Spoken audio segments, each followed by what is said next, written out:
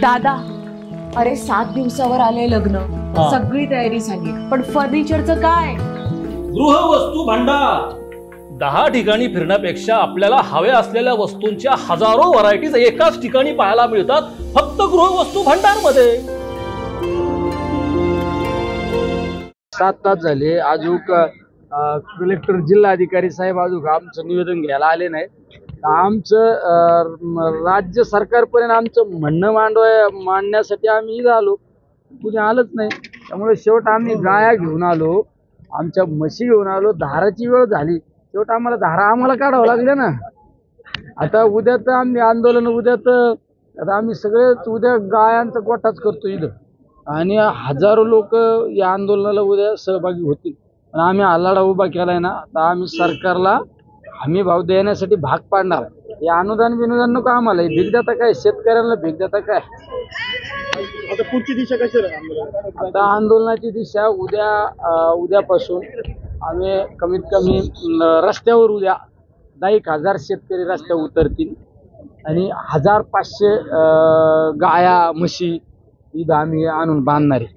त्याची जबाबदारी जिल्हाधिकारी साहेबांना घ्यावं लागेल, चाऱ्यासहित पाण्यासहित, आणि नाही घेतले तर तुम्हाला सांगेल।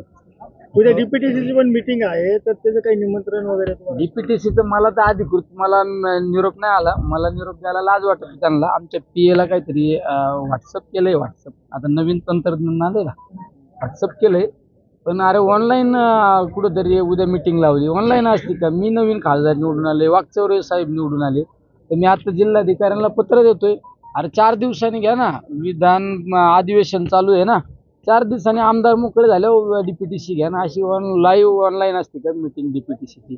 फक्त आम्ही खासदार झालोय म्हणून आम्ही त्या सभागृहात आलो नाही म्हणून ही जर द्वेषाची भावना असेल तर ही चुकीची आहे ना।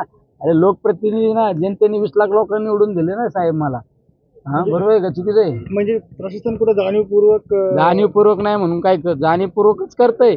मी आंदोलन शेतकऱ्यांसाठी करतोय ना। काल संध्याकाळी जमावबंदीचा आदेश लागू केला जिल्ह्यात, ही चुकीची पद्धत आहे ना, जाणीवपूर्वकच करतोय ना। अरे जे एखादा लोकप्रतिनिधी शेतकऱ्यांसाठी बसतोय ना, का स्वतःच्या काही कामाधंद्यासाठी येऊन बसलो का, जनतेसाठी बसतोय, तर जिल्हाधिकाऱ्याला यायला लाज वाटते।